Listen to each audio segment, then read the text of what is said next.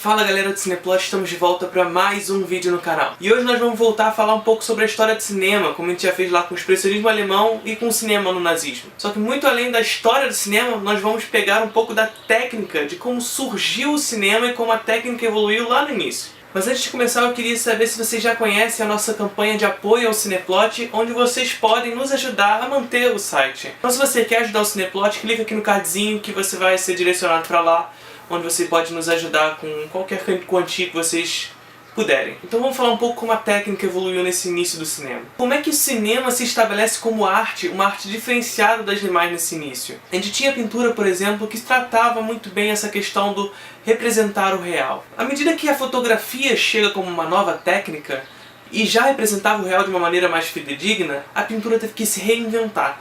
E como arte ela se estabelece de uma outra forma. E assim o cinema surge. E o que significa essa nova arte que está surgindo? O cinema nada mais é do que fotografias em movimento. Para ser mais específico, em alguns casos isso pode variar, 24 frames por segundo. Só que no início, com essa nova técnica ainda emergente, o cinema ainda não era estabelecido como uma arte diferenciada das demais, uma arte que viria a surgir como a arte do século XX. Isso acontece porque essa nova técnica ainda estava sendo testada e não estava sendo relacionada com um modelo artístico. A câmera ainda era usada de maneira, entre aspas, vulgar, à medida que ela simplesmente era colocada no chão e filmava as coisas que aconteciam. E a gente pode considerar como se fossem pequenos documentários da época, mas ainda eram simples acontecimentos que se filmavam. Então a gente pode dizer, para pontuar aqui nesse vídeo, que uma nova técnica vinha surgindo, mas ainda não estava estabelecida como uma arte diferenciada das demais. Isso acontece porque essa nova técnica que estava surgindo, ela provinha muito da fotografia, mas principalmente, por causa da ideia do movimento, do teatro. Então o plano ainda era muito utilizado nesse momento, mas ainda não havia também um estudo sobre o plano. Então o cinema era simplesmente um plano estático onde a cena acontecia naquele local. Obviamente, com o advento dessa nova técnica, alguns diretores viriam a surgir e começar a estudar esse plano, a estudar essa técnica para que ela pudesse se tornar, enfim, um novo modelo artístico. Alguns diretores como o Porter, Dickinson e até mesmo o próprio Méliès. Essa técnica, porém, continha algumas limitações na época. Isso acontece justamente porque a câmera era muito grande e não permitia que ela se movimentasse com tanta facilidade como é hoje. Então, de fato, esses diretores envolvidos com as limitações que a câmera provinha naquela época, estudavam o plano. Na verdade, era o que havia de ser feito, uma vez que a técnica ainda não era evoluída o suficiente para que pudesse ter uma mobilidade interessante. Mas eis que começa a surgir o cinema no plano. Eis que começa a surgir o cinema como algo diferenciado. Esses diretores começam a perceber que entre esses 24 frames por segundo, entre esses 24 quadros que se movimentam, algo havia entre eles. Se nós pensarmos de maneira filosófica o que há entre um frame e o outro, a gente vai encontrar um vazio. E é desse vazio que a gente encontra o corte. E nesse momento o cinema encontra sua diferenciação para as demais artes. Se antes o movimento já diferenciava de alguma forma, ele ainda estava muito próximo do que era a fotografia e do que era o teatro. Apenas eram fotografias em movimento de algo que se repetia em um único quadro. Com corte, porém, a gente encontra um movimento diferenciado, um movimento que a gente não encontra na pintura, um movimento que não encontramos na fotografia, um movimento que só encontramos no cinema. E veja bem, não estou dizendo que o movimento não existe na pintura, não existe na fotografia e não existe nas demais artes. Acontece que em cada uma delas existe uma peculiaridade que faz com que o movimento seja tratado de maneira diferente. E o cinema encontrou a sua. Pois bem, mas ainda assim, o corte no início do cinema ainda era utilizado para o estudo do plano. Ainda tínhamos o problema das câmeras que eram muito grandes e não tinham uma mobilidade muito grande. E aí que entra a genialidade do Méliès, por exemplo, que encontrou no corte o ilusionismo para as plateias de cinema. Nada mais que isso, Méliès passa a usar o corte como uma mágica, como um truque para os seus espectadores. Veja, por exemplo, na famosa cena da lua do Méliès, onde a bala atinge a lua. Nada mais é do que um corte estabelecido entre esse vazio que está entre um frame e outro.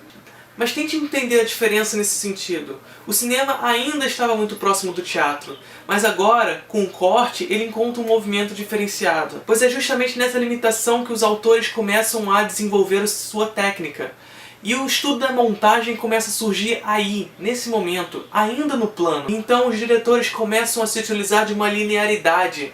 Surgem então as montagens contínuas, as montagens paralelas. As câmeras ainda não se movimentavam da maneira como a gente vê hoje, como a gente iria ver nos anos 20 nos movimentos modernistas. Essas limitações da câmera faziam com que os diretores tivessem que fazer a cena com planos bastante abertos, para que o espaço de desenvolvimento pudesse ser maior e não precisasse mexer a câmera. Dessa forma, a cena continuava acontecendo lá no plano e à medida que se desenvolvia, havia o corte. E o corte acontecia para que entrasse numa outra sala, em um outro espaço. Começamos a estabelecer a fragmentação dos espaços, que mais tarde, como vocês podem ver aí no vídeo, seria feita de maneira majestrosa pelo Buster Keaton em Sherlock Jr. Então vocês vão começar a perceber aí como o corte cria ritmo no cinema e cria um movimento diferenciado das demais artes. E por último, para estabelecer de vez o cinema no cenário da arte do século XX, surge o close-up.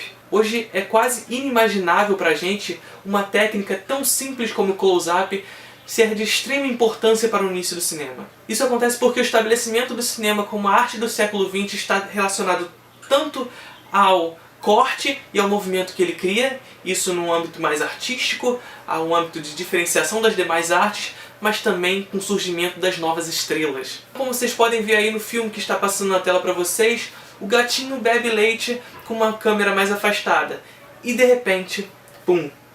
O gatinho é aproximado e vocês veem de perto isso acontecer. Dessa forma, os espaços continuam se fragmentando no mesmo plano. Então o close-up faz com que o cinema consiga atingir outros patamares, outras técnicas e outras formas de criar ritmo, movimento e cinema. Se antes o cinema era filmado com um plano bastante aberto, onde havia dificuldade de enxergar o rosto do ator, até mesmo pela falta de nitidez das câmeras de antigamente, a partir do close-up a gente tem a aproximação no rosto dos atores e assim o surgimento das novas estrelas. As estrelas do cinema antes do close-up não eram tão reconhecidas como as estrelas do teatro, por exemplo.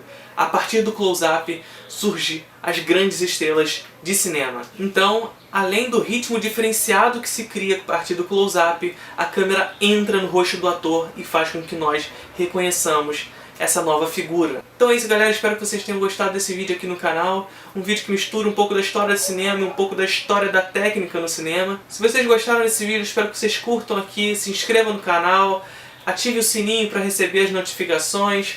Conheça a nossa campanha no Apoia-se para que vocês possam nos apoiar com qualquer ajuda financeira para que o canal possa continuar existindo e produzindo conteúdo diferenciado para vocês. Curta a nossa página no Facebook, nos siga no Twitter, visite o nosso site e veja nossas listas de filmes e nossos artigos, nossas matérias, tanto minha como dos nossos colaboradores, estão sempre incríveis. Vejo vocês lá e bons filmes para todos.